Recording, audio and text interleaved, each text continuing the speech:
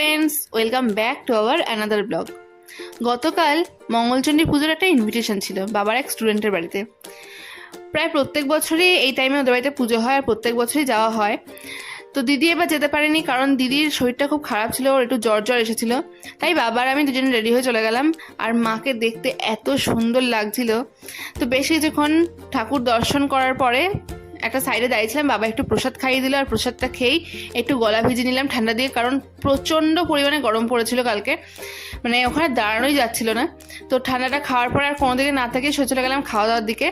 প্রথমেই খেলাম খিচুড়িটা কিন্তু এই গরমেও ফুলকপি কড়াইশুঁটি সব কিছু দিয়েছিল আর ভীষণ টেস্টি হয়েছিল খিচুড়িটাও। সাথে ছিল বেগুনি, আর বেগুনিটা একদম মচমচে। তারপরে ছিল হচ্ছে পোলাও আর আলুর দম। আমি কিন্তু বেগুনিটা ভালো লেগেছিলো দেখে আর একটাও নিয়ে নিয়েছিলাম।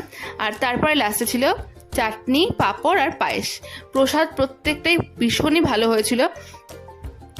তো তারপরে ফেরার পালা। তো এই হচ্ছে ভিডিওটা যদি ভালো লেগে থাকে, যারা এখন পেজটাকে ফলো করনি অবশ্যই ফলো করে দিও, যারা এখন চ্যানেলটাকে সাবস্ক্রাইব করনি অবশ্যই সাবস্ক্রাইব করে দিও। আরও বেশি বেশি করে লাইক করো, শেয়ার করো, কমেন্টস করো। দেখা হবে নেক্সট কোনো ভিডিওতে। ততক্ষণের জন্য টাটা।